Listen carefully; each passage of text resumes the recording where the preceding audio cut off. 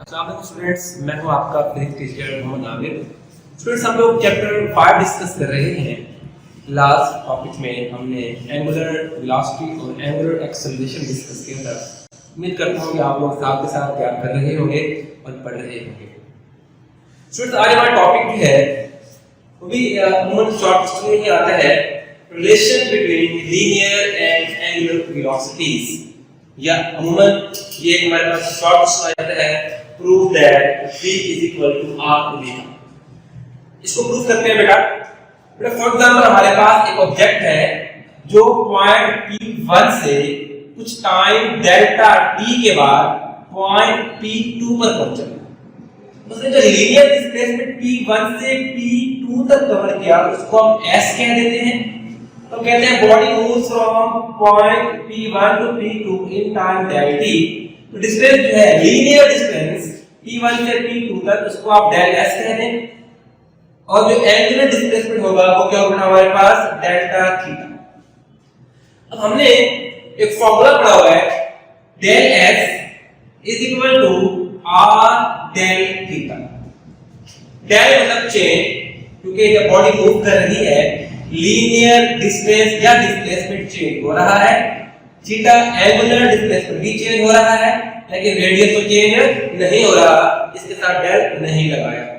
अब आप एक काम करें, दोनों के ओवर में डेल s के ओवर में भी डेल t डिवाइड कर दें और डेल थीटा के ओवर में भी डेल t डिवाइड कर दें। नेक्स्ट स्टेप हमारा ये था dividing both side del t। अब दोनों साइड की लिमिट कर लेते हैं, क्योंकि टाइम इंटरवल बहुत शॉर्ट लिया हमने, इसमें ये पॉइंट p से p2 तक मूव कर रहा है, उसको हमने मेंशन करना है कि टाइम इंटरवल बहुत शॉर्ट है, टाइम अप्रोच कर रहा है 0 को। तो limit del t is equal to 0, del s by del t is equal to r, limit del t approaches to 0, del theta by tan t। ये आपका थर्ड स्टेप था।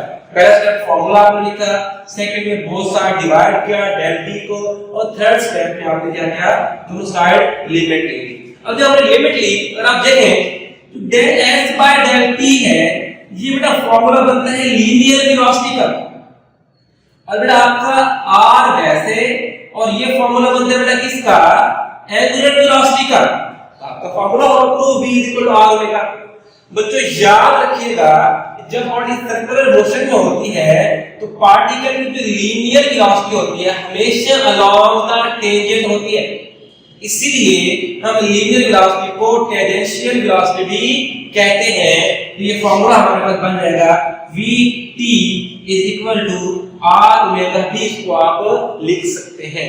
अगर इसको आप वेक्टर फॉर्म में लिखें, ये बन जाएगा आपके पास vt tangential velocity is equal to omega cross r।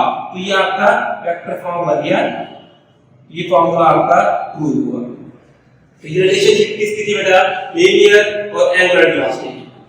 The next इसी तरह का एक और शॉर्ट क्वेश्चन है, relation between linear and angular acceleration. यह सवाल आ जाता है prove that a is equal to r alpha. तो इसी तरह स्टार्ट करेंगे, एक ऑब्जेक्ट जो है पॉइंट p1 से p2 तक पहुंचा टाइम del t में, तो जो उसकी लीनियर वेलोसिटी में चेंज आया वो del v आया, तो और उसकी एंगुलर वेलोसिटी में चेंज है वो कितना आया, del ओमेगा आया। Change in linear velocity del v है और change in angular velocity del omega है। तो बेटा जो फार्मूला भी हमने प्रूव किया था del v is equal to r del omega, पहला स्टेप फार्मूला लिखना है, सेकंड स्टेप बिल्कुल वही, बोथ साइड क्या डिवाइड करना है, del t। तो del v by del t is equal to r del omega by del v। फिर वही बात, टाइम इंटरवल काफी शॉर्ट है, इसको मेंशन करना है कि limit del t approach to 0, del v by del t is equal to, इधर भी r के बाद आप क्या लगा देंगे, limit del t approach to 0, del omega by del t। अब थर्ड स्टेप लिमिट करने के बाद ये जो del v by del t है आप जानते हैं ये एक्सेलरेशन का फॉर्मूला है, लीनियर एक्सेलरेशन का फॉर्मूला। सिमिलरली ये r वैसे आ जाएगा del omega by del t, ये आपने पढ़ा हुआ है, ये एंगुलर एक्सेलरेशन का फॉर्मूला है। हमारे पास फॉर्मूला बन गया linear acceleration is equal to r into angular acceleration. Linear acceleration भी तो वेलोसिटी की डायरेक्शन हमेशा टेंजेंट के अलावा होती है, तो लीनियर एक्सेलरेशन भी हमेशा टेंजेंट के अलावा होगा। इसको हम टेंजेंशियल एक्सेलरेशन भी कहते हैं। ये बन जाएगा at is equal to r alpha. अगर इसके वेक्टर फॉर्म लिखें at vector is equal to क्या आएगा अल्फा क्रॉस r वेक्टर। तो ये बेटा आपके पास सेकंड वाला प्रूव हो गया कि a is equal to r alpha कैसे होगा। बेटा नेक्स्ट हमारे पास इक्वेशन ऑफ एंगुलर मोशन है। बेटा इक्वेशन ऑफ एंगुलर मोशन बिल्कुल वही है जो आपने लीनियर इक्वेशंस पढ़ी थी।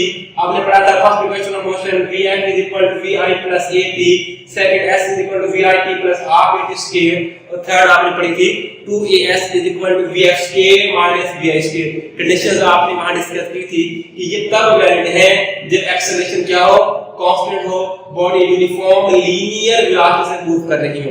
सेम कंडीशन इनके लिए भी होगी कि एंगुलर एक्सेलरेशन क्या रहेगा, कांस्टेंट रहेगा, तो ये इक्वेशंस वैलिड हैं। अब इनको मॉडिफाई करते हैं, चेंज करते हैं। vf की जगह क्या लिख सकते हैं बेटा हम लोग, v वेलोसिटी है लीनियर वेलोसिटी, तो एंगुलर वेलोसिटी क्या हो जाएगा omega f is equal to omega i plus at। ये एक्सेलरेशन है लीनियर एक्सेलरेशन, तो यहां पे क्या आएगा angular acceleration alpha t। Similarly s बेटा हमारे पास क्या है लीनियर डिस्प्लेसमेंट, यहां पर आ जाएगा एंगुलर डिस्प्लेसमेंट थीटा।